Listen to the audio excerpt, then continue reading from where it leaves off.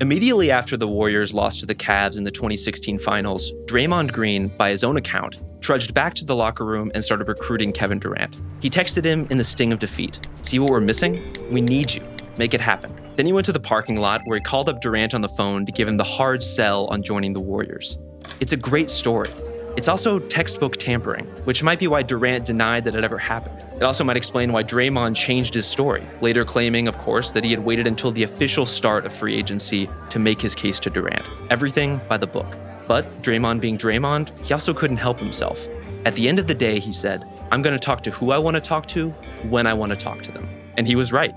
Durant signed with the Warriors without any tampering penalty whatsoever. Then, while playing in the Olympics later that summer, Durant also bonded with two other members of Team USA, Kyrie Irving and DeAndre Jordan. It was there that DeAndre remembers Kyrie first floating the idea of the three of them teaming up together in the NBA.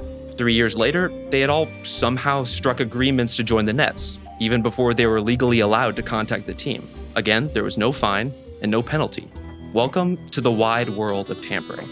But what does tampering in the NBA really mean? And what exactly can the NBA do to stop it?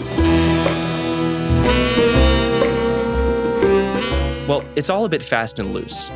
In the NBA's collective bargaining agreement, tampering is characterized as any effort to entice, induce, or persuade a member of one team into joining another. Yet with the player empowerment era in full swing, there's not much the league can do to keep the best players from recruiting each other, or to stop franchises from chasing their super team dreams all year long.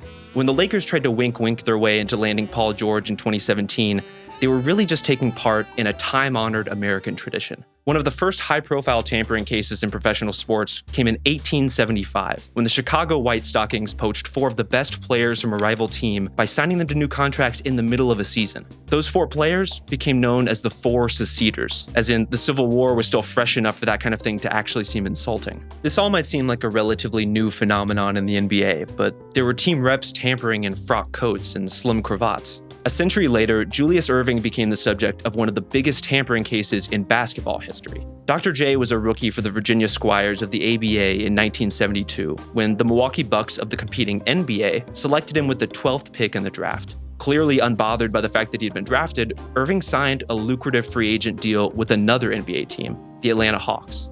The Bucks were pissed. For that matter, so were the Squires, the team that technically had Erving under contract for another 3 seasons. This was the rare tampering triangle, all done completely above board with the paperwork to prove it.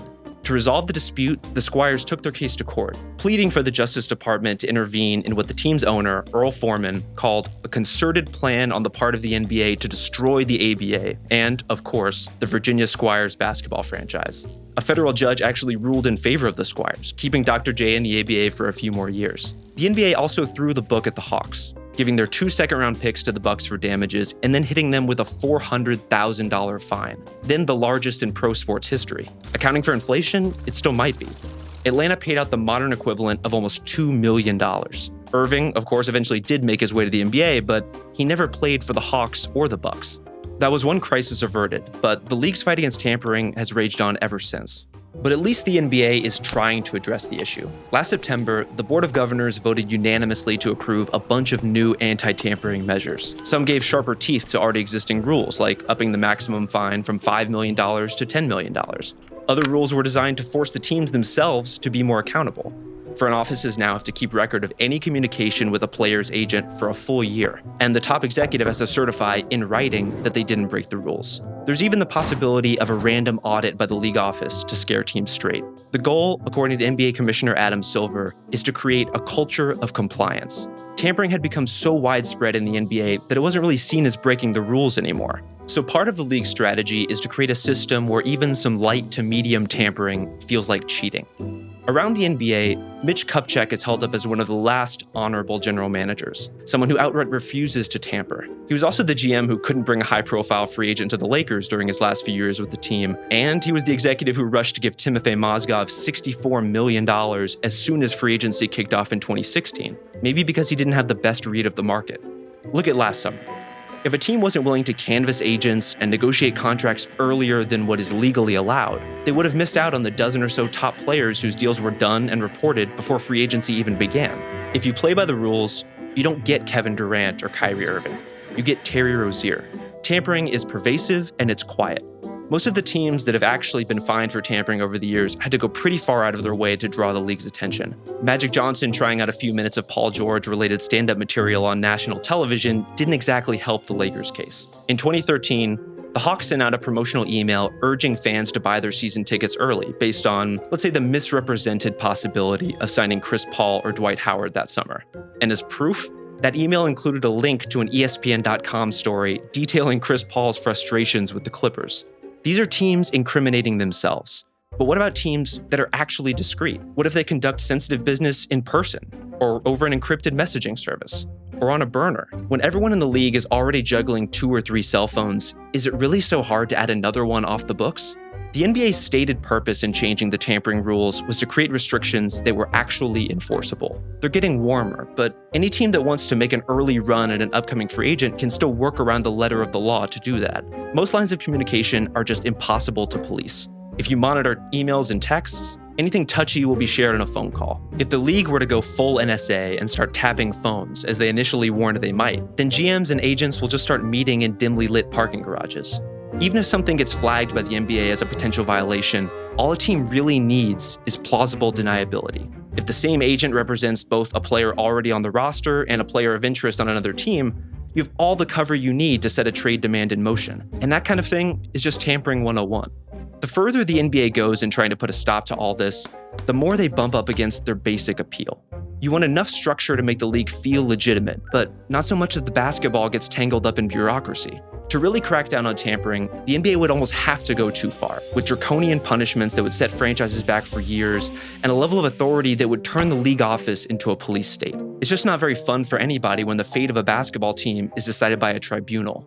The reality is that NBA teams are always pitching. They're working within the rules to make a public case, and they're working underground to make a private one.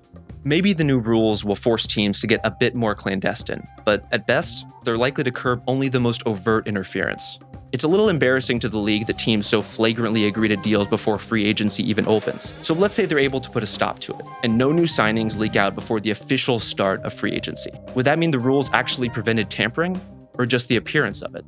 You can see what the NBA is going for, but even the rules themselves reflect a sort of outdated view of the league. Focusing on a team tampering with a player misplaces the seat of power. It's the players themselves who are doing the most effective tampering these days, often recruiting each other years in advance in ways the league has no interest or ability to stop. Adam Silver has made it clear that the NBA doesn't want to insert itself into a dinner between 2 players on different teams, which means LeBron James can have a meal with Anthony Davis, tell reporters that it would be amazing to have Davis on the Lakers, and then maintain that he had nothing to do with Davis requesting a trade from the Pelicans and angling his way to LA. Of course, it's entirely coincidental that the two are represented by the same agent. Technically, it's against the revised tampering rules for one player to entice another into a trade demand. Good luck proving it. Players are also not allowed to serve as a proxy for their team when they meet with another player socially. Short of a tearful confession, that seems almost completely unenforceable. All of which means that players are rightly free to go about their private lives. They might even tell a friend how nice it would be to work together. The more the NBA tightens the rules around tampering, the more relationships between players matter. Look around the league. The most effective way to land multiple superstars is to rely on one to recruit another. Kawhi Leonard got the Clippers Paul George, even when he still had at least 2 full seasons under contract with Oklahoma City. LeBron helped the Lakers land Anthony Davis, who couldn't become a free agent for another year. This is just the way business is done. And at this point, USA basketball may as well be tampering protected by diplomatic immunity. If it's not where super teams are made, it's at least where many are conceived. It's easy to understand why the NBA would focus more on the team side of enforcement, considering how little jurisdiction the league has over the players themselves.